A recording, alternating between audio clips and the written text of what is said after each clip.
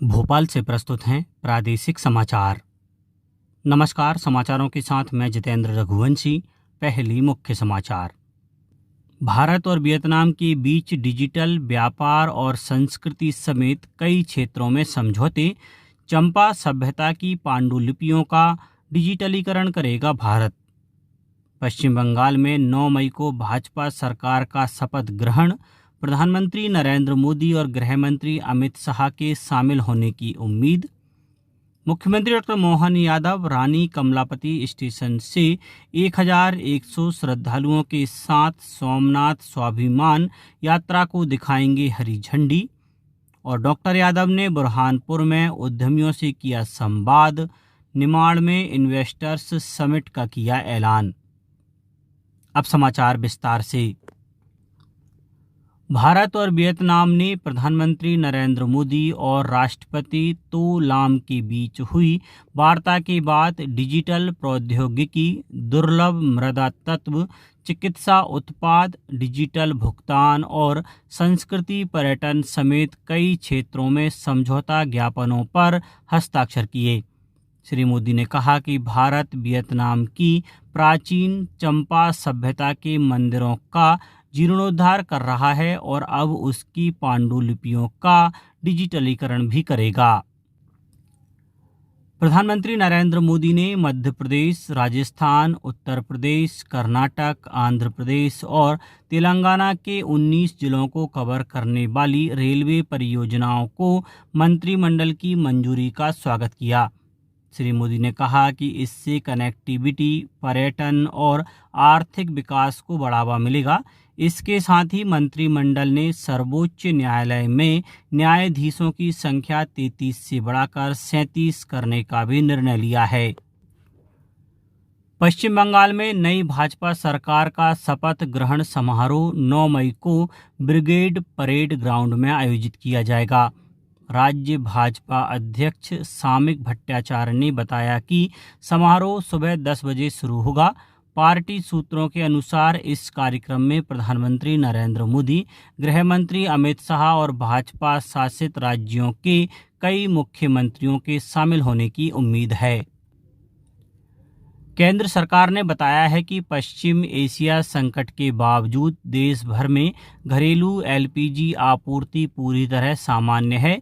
घरेलू उपभोक्ताओं को 100% और व्यावसायिक उपभोक्ताओं को 70% तक आपूर्ति सुनिश्चित की जा रही है।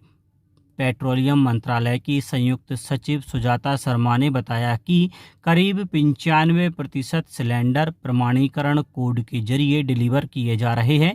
इसके अलावा 6,31,000 नए पीएनजी कनेक्शन दिए जा चुके हैं और 49,000 से अधिक उपभोक्ताओं ने स्वेच्छा से अपने एलपीजी कनेक्शन सरेंडर कर दिए हैं। मुख्यमंत्री डॉक्टर मोहन यादव रानी कमलापति रेलवे स्टेशन से सोमनाथ स्वाभिमान यात्रा के पहले जत्थे को हरी झंडी दिखाएंगे। इसमें प्रदेश के विभिन्न अंचलों से 1100 श्रद्धालु शामिल होंगे।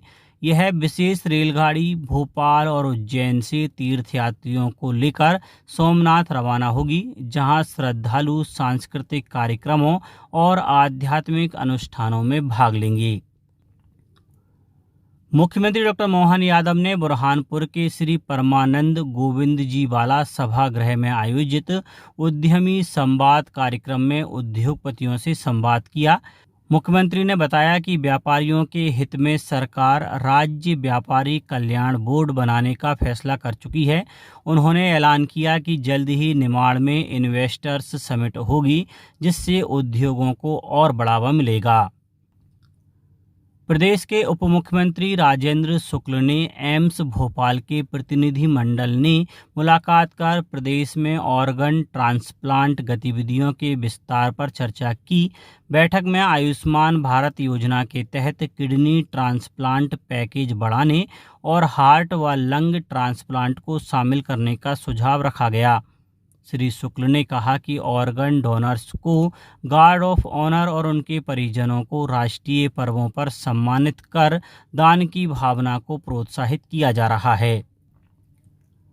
प्रदेश सरकार ओबीसी युवाओं को सेना, पुलिस और अन्य सुरक्षा बलों में भर्ती के लिए शौर्य संकल्प प्रशिक्षण योजना के तहत 45 दिन का निःशुल्क आवासीय प्रशिक्षण देगी। इसका लाभ 4000 युवाओं को मिलेगा। योजना के लिए 12वीं पास प्रदेश के मूल निवासी और ओबीसी नॉन क्रीमिलियर युवा पात्र हैं। आवेदन की अंतिम तिथि 11 मई शाम 6 बजे तक है। इच्छुक युवा bcwelfare.mp.gov.in वेबसाइट पर जाकर ज़्यादा जानकारी प्राप्त कर सकते हैं। प्रदेश में समर्थन मूल्य पर गेहूं उपार्जन का काम तेजी से जारी है और अब तक 8,12,000 किसानों से 44,16,000 मीट्रिक टन गेहूं की खरीदी पूरी हो चुकी है। इसके लिए करीब 7,400 करोड़ रुपए का भुगतान किया जा चुका है। किसानों की सुविधा के लिए गेहूं खरीदी की आखिरी तारीख 9 मई से बढ़ाकर 23 मई और खरीदी केंद्र पर तौल कांटों की संख्या 4 से बढ़ाकर 6 की गई है। प्रदेश में माध्यमिक शिक्षा मंडल की 10वीं और 12वीं की द्वितीय परीक्षा आज से शुरू हो रही है। यह परीक्षा उन छात्रों के लिए है जो मुख्य परीक्षा में फेल हुए हैं या अपने नंबर बेहतर करना चाहते हैं। प्रदेश में 9 मई को आयोजित होने वाली नेशनल लोक अदालत में नागरिकों को संपत्ति कर और जल कर के बकाया सरचार्ज पर 100% तक की छूट दी जाएगी। 50,000 रुपये तक के संपत्ति कर और 10,000 रुपये तक के जल कर के मामलों में सरचार्ज पूरी तरह माफ होगा, जबकि इससे अधिक बकाया पर 25 से 75% तक की रियायत मिलेगी। सोने चांदी की कीमतों में बढ़त देखी गई है। 10 ग्राम 24 कैरेट सोना 3,000 रुपये बढ़कर करीब 1,51,000 रुपये और 1 किलो चांदी 9,000 रुपये उछलकर करीब 2,49,000 रुपये पर पहुंच गई है। अब कुछ समाचार संक्षेप में।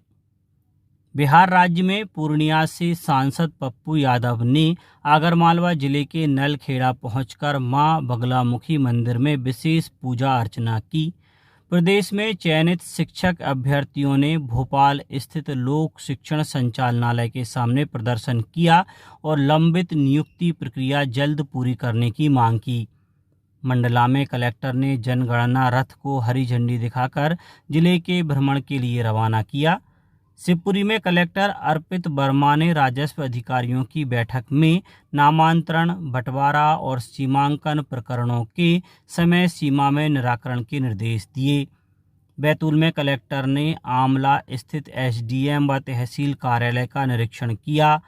गुना में आयोजित खेलो एमपी यूथ गेम्स की राज्य स्तरीय थ्रो बॉल प्रतियोगिता में जिले के 15 खिलाड़ियों ने ग्वालियर संभाग टीम में जगह बनाकर द्वितीय स्थान हासिल किया।